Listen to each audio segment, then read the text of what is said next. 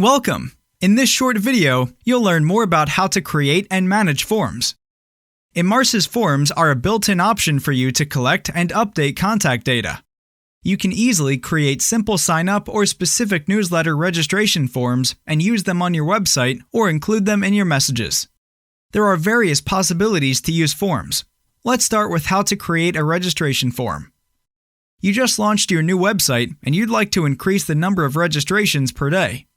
Just create an Emarsys registration form that you can include on your website and embed the same form in an overlay web campaign to drive more attention to registrations.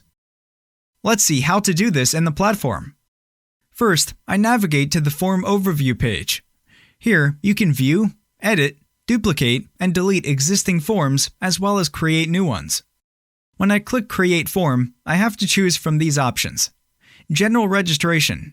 For any kind of registration forms. In our use case, I'll be using this type. Change Profile, so your contacts can update their personal data.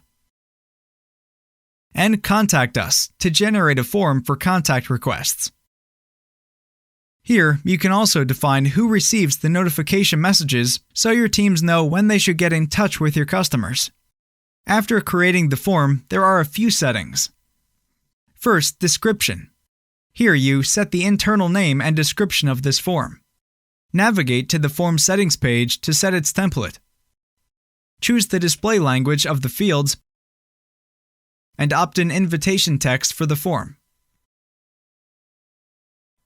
Enable the login feature to require contacts to log in before they can submit the form. Enable reCAPTCHA v2 function to embed Google's reCAPTCHA site protection service into your forms.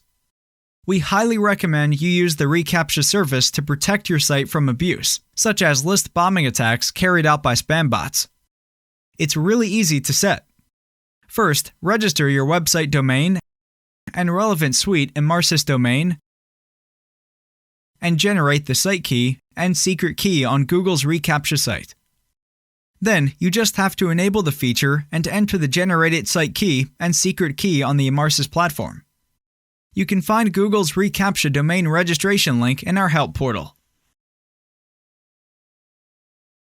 I just give a name and a description to my form, then I move from the form content page to set the banner image and the form text. I use a logo from the media database and add an introduction text.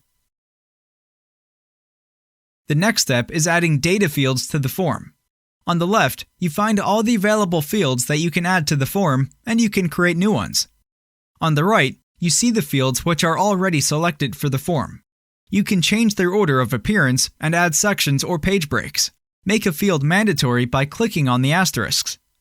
Add and remove fields using the right and left arrows to move them between the sections. Check this box to include a general opt-in invitation in the form. You can also add individual newsletters opt-in invitations by selecting pre-created newsletter registration forms. The more data a contact provides, the more personalization you can use to serve them better. So I also add the date of birth, country, and mobile fields to the form, but I don't make them mandatory to fill.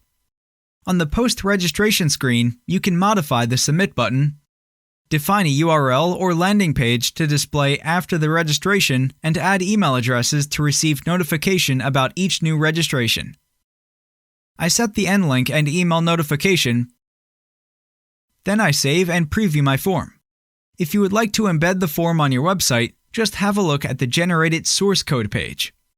To make it even simpler, let's see how to embed this form in a web campaign with the help of Web Channel. I just navigate to the Web Channel Campaigns page. I create a block-based campaign. I choose the overlay type.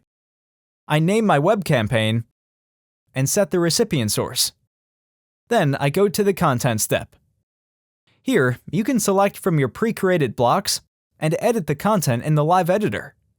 I select the previously created form